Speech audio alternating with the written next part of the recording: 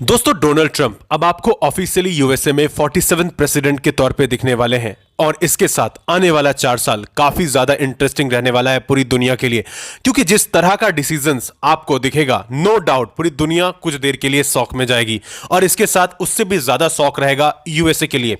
And even inauguration ceremony के ठीक बाद उन्होंने जिस तरह का एग्जीक्यूटिव ऑर्डर लिया है, उससे आज के वक्त में पूरी यूएसए में एक तरह सा पैनिक देखा जा सकता है। आखिर ऐसा क्या डिसीजन था जिसने इलीगल माइग्रेंट्स को कहीं ना कहीं काफी ज्यादा डरा दिया है, और इसके साथ क्या यूएसए पनामा कैनाल के समेत ग्रीनलैंड को कैप्चर करने जा रहा है? क्या कहा है ट्रंप ने अपनी इनॉग्रेशन स्पीच के वक्त में? आइए इन सारी चीजों को हम डिटेल में समझने की कोशिश करेंगे, but before starting this lecture I welcome you to Sri Ram's IAS, serving the nation since 1985. अब offline हो या online, we are the lifeline. दोस्तों, श्री राम्स आईएएस आपके लिए लेकर आ रहा है अमेजिंग पॉडकास्ट, जहां पर हम डिस्कस करने वाले हैं about geopolitical dialogues, about aspirants podcast, about UPSC pulse, where will understand about the topics like current affairs, governance, ethics and much more. तो अगर अभी तक आपने इस चैनल को सब्सक्राइब नहीं किया है तो जल्द से कर लें और जरूर सुनें हमारे अमेजिंग पॉडकास्ट को। दोस्तों, जिस यूएसए को हम जानते थे अंडर जो बाइडेन, अब वो हमें नजर नहीं आने वाला है, बल्कि एक अलग ही यूएसए हमें दिखेगा अंडर प्रेसिडेंट डोनाल्ड ट्रंप। जी हां, इन्होंने अपनी इनॉग्रेशन स्पीच के दौरान कई ऐसी बातें कही, कई सारी ऐसे अपने पॉइंट्स को रखे, जिसने ये दर्शाया कि उनका विजन काफी क्लियर है और यूएसए हमें एक अलग ही डायरेक्शन में दिखेगा। जैसा उन्होंने कहा that it is the beginning of a golden age of America and I am with you, will fight for you and we are going to win like never before. इसके साथ उन्होंने जैन 20, जिस दिन उन्होंने ओथ लिया, इसे उन्होंने कहा as the liberation day for USA. तो ये सारी बातें हमें दर्शाती हैं कि आने वाले वक्त में डेफिनेटली यूएसए एक अलग ही तरीके से हमें दिखने वाला है। और फिर इन्होंने कई बड़ी बातें कही हैं। इन्होंने कहा दैट अमेरिका जो डिक्लाइन कर रहा था, अब वो ओवर हो चुका है, अब अमेरिका का राइज करने का वक्त आ गया है। इसके साथ इन्होंने कई बड़े डिसीजंस लिए, एग्जीक्यूटिव ऑर्डर्स दिए हैं यहां पर, जैसे कि इन्होंने यूएस मेक्सिको बॉर्डर पर नेशनल इमरजेंसी लगा दिया है। और देखो, इसके साथ एक काफी इंटरेस्टिंग और मजेदार डिसीजन दिखा हमें कि इन्होंने गल्फ ऑफ मेक्सिको का नाम बदल के गल्फ ऑफ अमेरिका रखने का बात रखा है एंड पनामा कैनाल को ये कह रहे हैं कि that US would take back it at any cost. कभी भी कर सकते हैं ये काम, राइट? क्योंकि अब ये क्लियर हो चुका है। And another thing is that इन्होंने ग्रीनलैंड के रेस्पेक्ट में भी कुछ बातें कही है कि यूएस बहुत जल्द ग्रीनलैंड को भी यहां पर अपने अंदर कर लेगा। तो ये कहीं ना कहीं जो डेवलपमेंट है, ये जो चीजें हमें दिख रही हैं, ये ऑल अराउंड दी वर्ल्ड इसका असर आपको दिखने वाला है। अब देखो, हम समझने की कोशिश करेंगे कि प्रेसिडेंट ट्रंप का एक्चुअली प्रायोरिटीज क्या है, इनके फर्स्ट प्रायोरिटीज क्या चीजें हैं, राइट? तो आपको समझ में आएगा बहुत कुछ यहां पर। तो जैसे कि आप यहां पर देख सकते हो दैट इनका यहां पर कहना है that he will make America safe again first of all. और इसके लिए क्या कर रहे हैं? जैसे कि हमने देखा कि इन्होंने इमरजेंसी डिक्लेयर किया है in South America, specifically with respect to Mexico US border. अब यहां पर इनका कहना है कि वो अमेरिकन कम्युनिटी को प्रोटेक्ट करने के लिए हर वो बड़े डिसीजंस लेंगे एंड इसी में आपको दिखेगा कुछ बड़े पॉलिसीज जो कि बाइडेन के अंदर में यहां पे इन्होंने कहा है कि बाइडेन करते थे कैच एंड रिलीज पॉलिसी पर बिलीव, क्योंकि वो सबसे पहले यहां पर इमिग्रेंट्स को पकड़ते थे और उसके बाद उन्हें छोड़ भी देते थे। लेकिन हमारे साथ वैसा नहीं है, हम अगर उन्हें पकड़ेंगे तो हम उन्हें वापस डिपोर्ट ही करेंगे, राइट? ये इनका कहना है।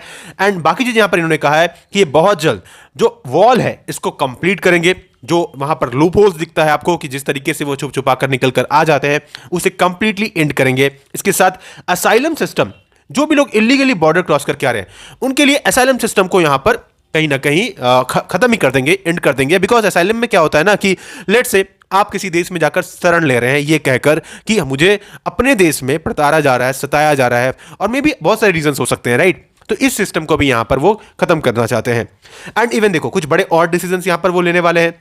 जैसे भी इन्होंने कहा है कि for example the president is suspending refugee resettlement after communities were forced to house large and unsustainable population of migrants, straining community safety and resources. तो अल्टीमेटली इनका कहना है कि जिस तरीके से माइग्रेंट्स काफी तेजी से आ रहे हैं यूएस की तरफ, उससे यूएस की जो ओवरऑल पॉपुलेशन है उसमें कहीं ना कहीं आपको बहुत बड़ा शिफ्ट देखने को मिलता है। तो वो उस चीज को कहीं ना कहीं रोकना चाहते हैं। एंड देन इनका कहना है कि यहां पर आर्म फोर्सेस मतलब नेशनल गार्ड जो है वो बॉर्डर सिक्योरिटी को इंश्योर करेंगे, ये इनकी ड्यूटी होगी। एंड देन अगर कोई भी यहां पर एज सच हमें इलीगल इमिग्रेंट यूएस में आकर क्राइम करते हुए पकड़ा गया तो अब हम उनके लिए डेथ पेनल्टी का प्रावधान रखेंगे। ये एक बहुत बड़ा मैसिव चेंज ये करने जा रहे हैं। और इन सब के साथ इनका अगला जो प्रायोरिटी है वो है यूएसए को, दैट इज अमेरिका को, अफोर्डेबल एंड एनर्जी डोमिनेंट दोबारा बनाना। और इसके लिए इन्होंने सबसे पहले तो टारगेट किया है बाइडेन की क्लाइमेट एक्सट्रीमिज्म की पॉलिसी को, कि बाइडेन जिस तरीके से टैक्स पेयर्स के पैसे को खर्च करते थे इंटरनेशनल फोरम पे, इंटरनेशनल एग्रीमेंट्स पर, जहां पर वो बात करते हैं क्लाइमेट चेंज के रिस्पेक्ट में, देखो ये सारा कुछ बकवास बात है।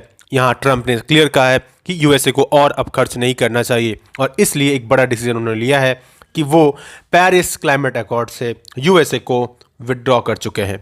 इसके साथ WHO से भी इन्होंने विदड्रॉ कर लिया है, और ये होना तय था, जाहिर सी बात है, क्योंकि पिछले बार जिस तरीके से कोविड क्राइसिस को WHO ने हैंडल किया था, तो यहाँ पर यह बात तय था कि यूएसए इस तरह का स्टैंड लेने वाला है अंडर प्रेसिडेंट ट्रंप।